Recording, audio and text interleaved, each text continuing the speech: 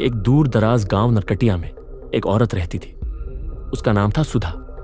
अकेली चुपचाप औरत जो हमेशा काले कपड़े पहनती और उसकी आंखों में एक अजीब सी चमक होती। गांव के लोग उससे डरते थे क्योंकि सुधा पर काले जादू का शक था। कई बार गांव में अजीब घटनाएं होती। गायें बीमार पड़ जाती, बच्चे रात को डर कर उठते और खेतों में फसलें सूख जाती। हर बार दोष सुधा पर लगता।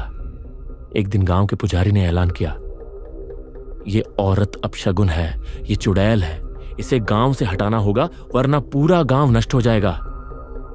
उस रात गांव वालों ने मिलकर सुधा के घर पर धावा बोला। उसे घसीटते हुए बाहर लाया गया।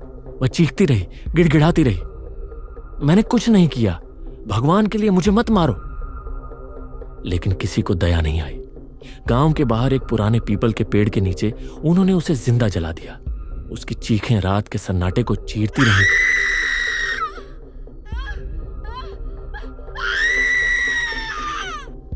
और फिर सब कुछ शांत हो गया। पर कहानी वहीं खत्म नहीं हुई। उस दिन के बाद गांव में अजीब घटनाएं और तेज हो गईं। पुजारी की आंखें सफेद हो गईं और वो पागल सा बड़बड़ाने लगा। वो आ गई, वो देख रही है। गांव का सरपंच जिसने सुधा को मारने का हुक्म दिया था, उसकी बेटी एक रात अपने कमरे से गायब हो गई।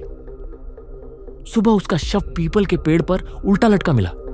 उसकी आंखें फटी हुई थी और शरीर पर कोई खरोंच नहीं थी, पर चेहरा ऐसा जैसे मौत देखने से डर इटसेल्फ में बदल गई हो। हर रात किसी न किसी को सुधा की परछाई दिखाई देती, कभी कुएं के पास, कभी स्कूल की छत पर, कभी मंदिर के अंदर। एक औरत की आवाज सुनाई देती,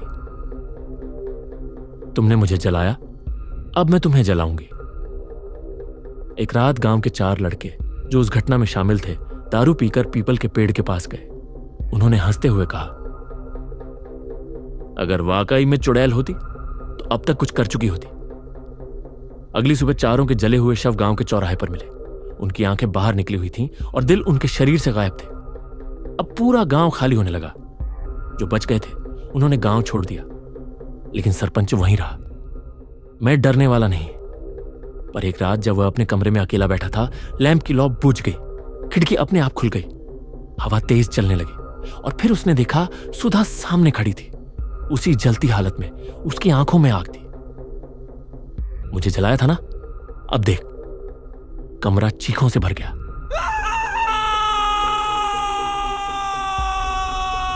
सुबह जब लोग आए तो सरपंच का सिर उसके शरीर से कई फीट दूर मिला।